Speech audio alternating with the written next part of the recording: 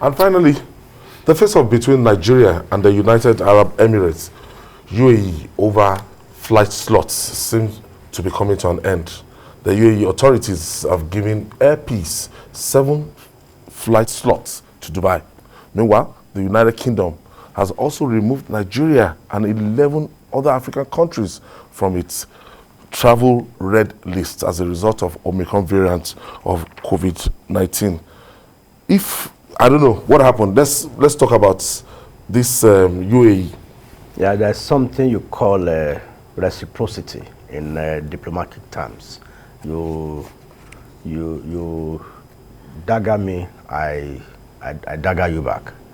Now, Emirates Airlines was flying 21 frequencies into Nigeria, 14 in Lagos and 7 in Abuja, and that's 2 flights. That's two flights a day to Lagos and 1 flight a day to Abuja. So you have one that arrives Nigeria 12 noon. Arrives Lagos 12 noon. That's Emirates, and one arrives same Lagos 4 o'clock.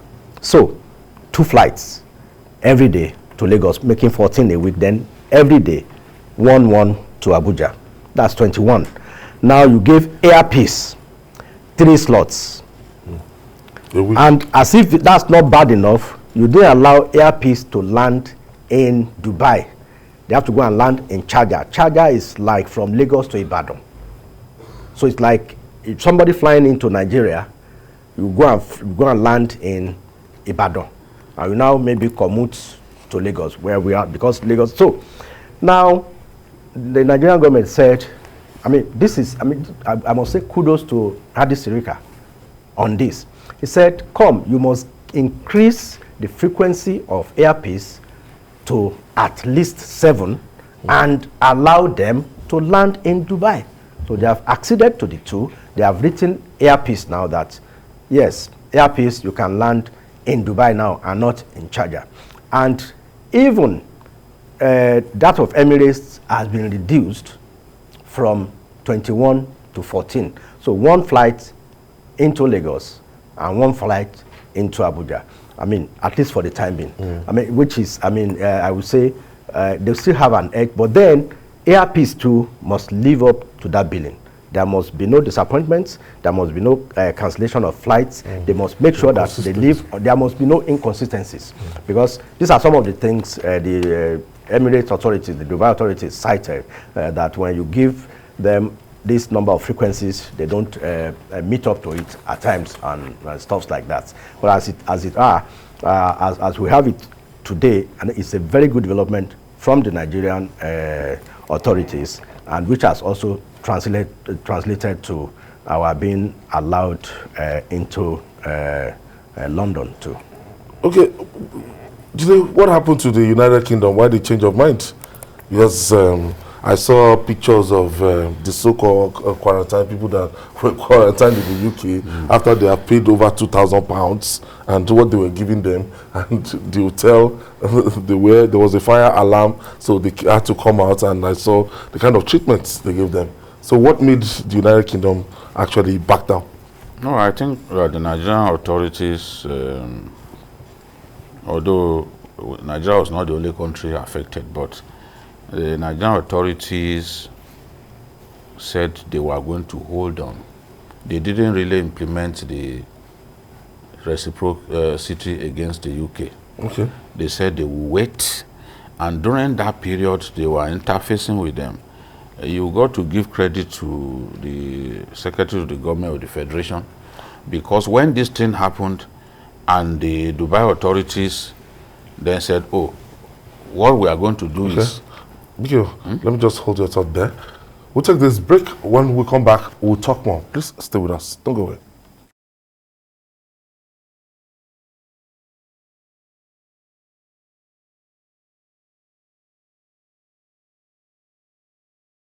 Welcome back. Jide, before we went on break, you were talking about Nigeria not being able to enforce the reciprocity. We didn't enforce it. We announced that we would do it, but we said we will wait. So while we waited, we allowed for diplomatic channels to be activated to see whether there will be need to do this reciprocity, or those guys will change their minds before, so that there won't be any need for us to retaliate. And that was what happened. And that was why I'm saying that we've got to give credit to the Secretary of the Government of the Federation, because yes, Adisreka took his own decision, but we were all stunned at the extent to which the Dubai authorities went by saying, because you may not fly Emirates but get into their country. Yeah. They now said, okay, anybody carrying any Nigerian, and was it at was that time, embarrassing. But they denied that statement. It was embarrassing that the even Nigerians, because of the uncertainty about it, Nigerians were stopped from boarding this Ethiopia Airlines. So it was embarrassing. Now the two countries are friends. We've done a lot of good things together. So it's not in all cases that you must resort to war. For 9 months, Emirates could not fly into Nigeria because of a long-standing dispute with Nigerian authorities over punitive, what our government saw as punitive extra tests for our people. Now, after the 9 months, and everyone felt that this whole thing had ended, then this one happened again. So the diplomatic channels that were opened allowed for continuous engagement, and the continuous engagement has yielded dividends. Look, Nigerians take a lot of money into Dubai. They are the ones who will lose the most, because how many Emirati people come into Nigeria to do business? You know, but our people go there for medical tourism and the rest. So at the end of the day, destination. Yes, at the end of the day, Tourism, reason prevailed, and we have seen now that sometimes you don't need to take extreme actions to achieve results. And I'm happy that we merely just announced to the Britons that, look, this is what we would do. We never had to do it before they changed their minds. So it's a win-win situation for us. We must, as a country, behave strongly against some of these people. Look at the way South Africa has treated us on a number of occasions. It has to stop. We have to show that, look, we are indeed the giant of Africa, and when we need to act strong, we need to act strong. That way we will be able to extract greater commitment from bilateral partners, and that's what we have achieved in this case. On this, a lot of Nigerians stood by the government because with the decision of the government and applauded it. Yes, you guys, you got it right here. These people can be riding roughshod over us. You can't ignore us. We are not, at least on this one, we are not just big for nothing. The Nigerian route is about the most lucrative for both Virgin and British Airways. There was a video that went viral yesterday of a Virgin Atlantic plane with just 2 passengers in the whole. Yeah, I saw that video. I didn't understand. 787. Yeah, I mean that. What happened? I mean, it means that the load empty. Yeah, the empty seats, and the load has to be supported by sand. They have to balance that aircraft with sandbags to avoid it crashing. From crashing. And just last week, the British aviation authorities, I mean, sent a signal to the PM that they might be asking for additional support if the fourth wave, if they should go hard on the fourth wave of COVID. So all these ones added to the fact that if you close the Nigerian route, I mean, you know how many frequencies. Okay, let me attend to Tunde is calling us from Akoka. That's Akoka.